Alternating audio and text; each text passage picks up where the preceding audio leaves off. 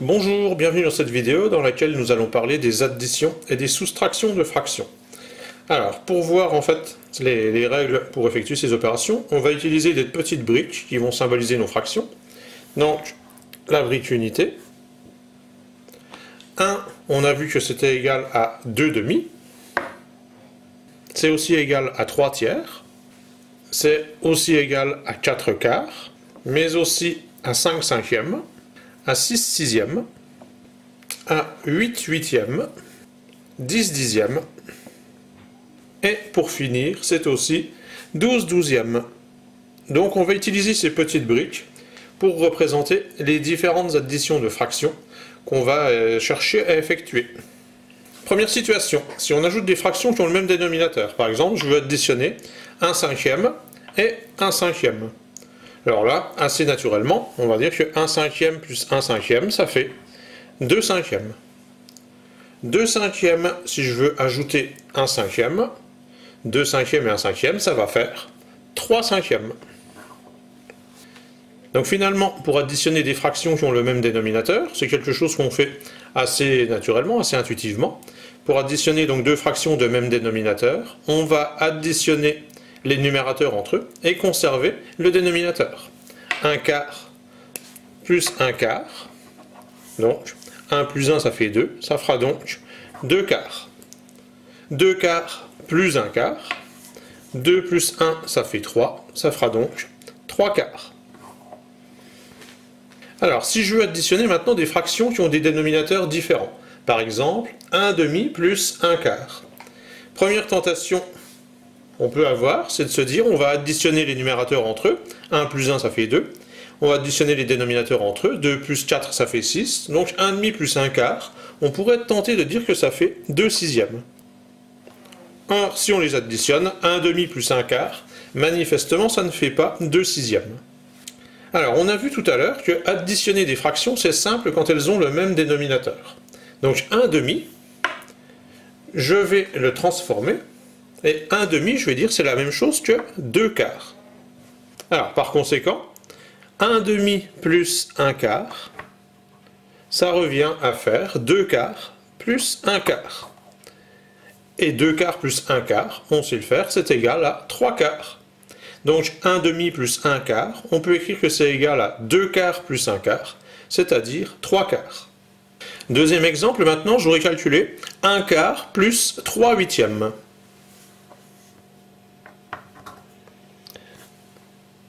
Même chose que tout à l'heure, dans un premier temps, on pourrait tenter d'additionner les numérateurs, donc 1 plus 3 qui ferait 4, et d'additionner les dénominateurs, 8 plus 4 qui ferait 12, donc 1 quart plus 3 huitièmes, on pourrait tenter de dire que c'est égal à 4 douzièmes.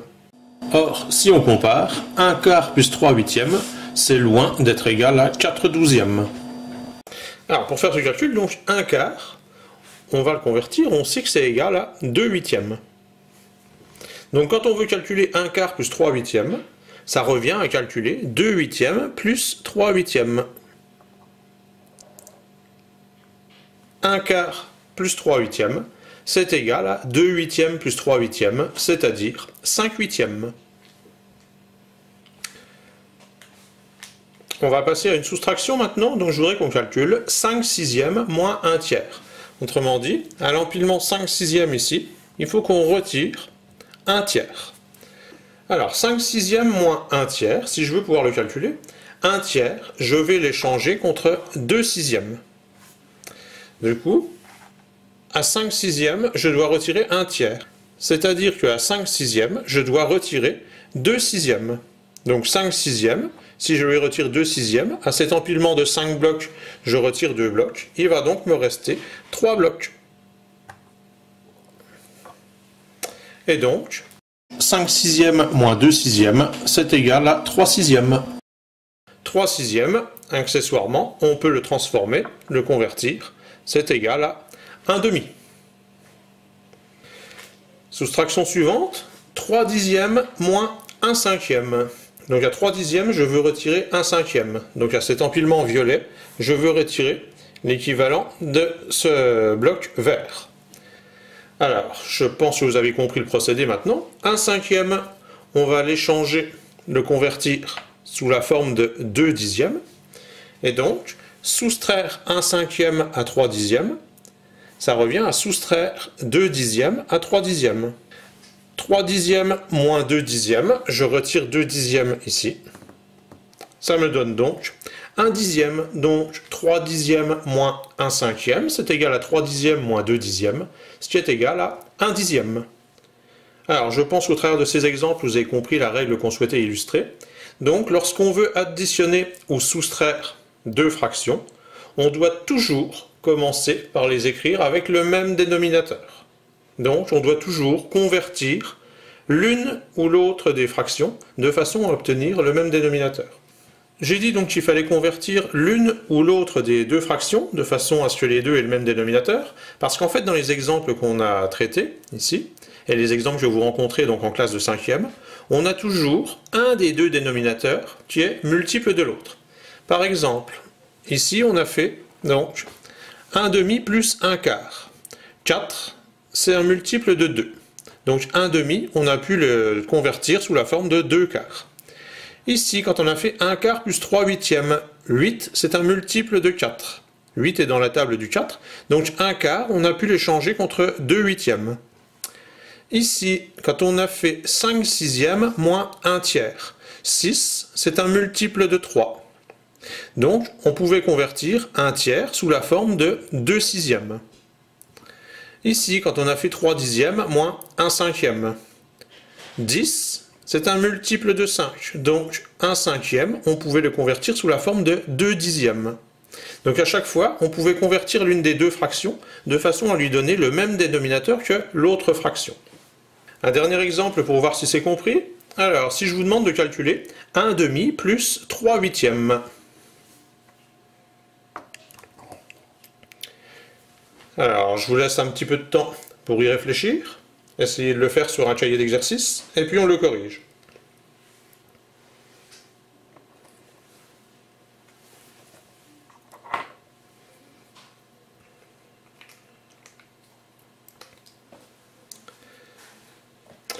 On y va pour la correction. Donc, 1 demi, on va le convertir sous la forme de 4 huitièmes. Donc, 1 demi plus 3 huitièmes, ce sera 4 huitièmes, auquel on va ajouter 3 huitièmes. 4 huitièmes plus 3 huitièmes, ça nous fait 7 huitièmes. Autrement dit, 1 demi plus 3 huitièmes, c'est égal à 4 huitièmes plus 3 huitièmes, ce qui est égal à 7 huitièmes. Alors, ce qu'on vient de faire ici avec les blocs, c'est ce qu'on vous demande de savoir faire en 5e, donc savoir additionner ou soustraire des fractions quand le dénominateur de l'une est un multiple du dénominateur de l'autre. Si on veut aller un petit peu plus loin, donc déborder sur ce que vous ferez l'année prochaine en 4e, et qu'on veut donc savoir additionner des fractions dans lesquelles les dénominateurs ne sont pas forcément multiples l'un de l'autre. Donc par exemple, je vais m'intéresser à l'addition à 1 tiers plus 1 quart. Donc ici, 4, le dénominateur de 1 quart, c'est pas un multiple de 3. Dans la table du 3, on n'a pas 3 fois quelque chose qui est égal à 4. Donc si je veux calculer 1 tiers plus 1 quart, je vais être obligé ici de convertir mes deux fractions au même dénominateur. Donc il va falloir que je trouve un nombre qui soit un multiple commun à 3 et à 4. Alors je vais chercher dans la table du 4. 4 fois 1, ça fait 4, c'est pas un multiple de 3. 4 fois 2, ça fait 8, c'est pas un multiple de 3. 4 fois 3, ça fait 12, c'est un multiple de 3. Donc 1 tiers et 1 quart, je vais les convertir en douzièmes.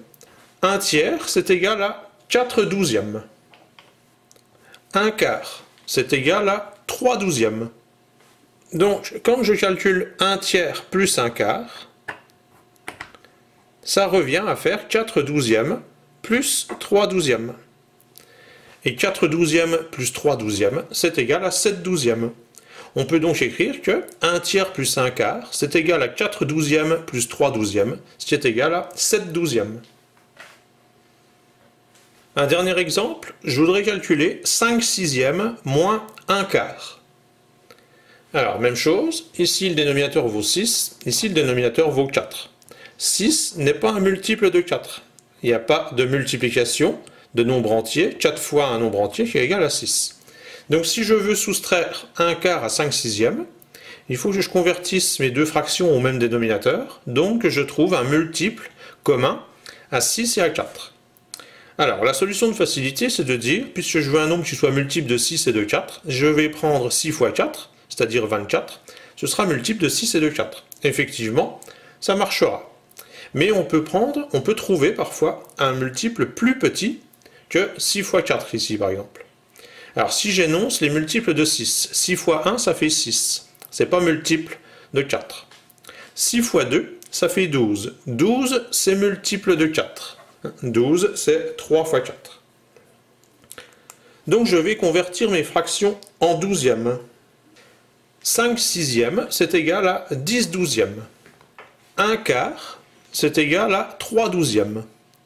Donc, si je veux calculer 5 sixièmes moins 1 quart, ça revient à faire 10 douzièmes moins 3 douzièmes.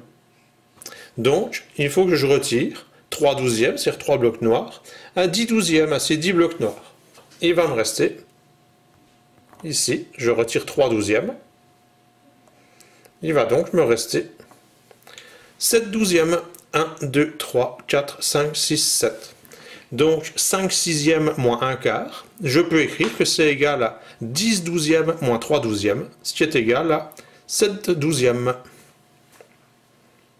Alors, ce qu'il faut retenir donc des manipulations qu'on a faites, c'est la règle d'addition et de soustraction des fractions. Donc je vous la rappelle. Pour additionner ou pour soustraire deux fractions, on commence toujours par les convertir au même dénominateur.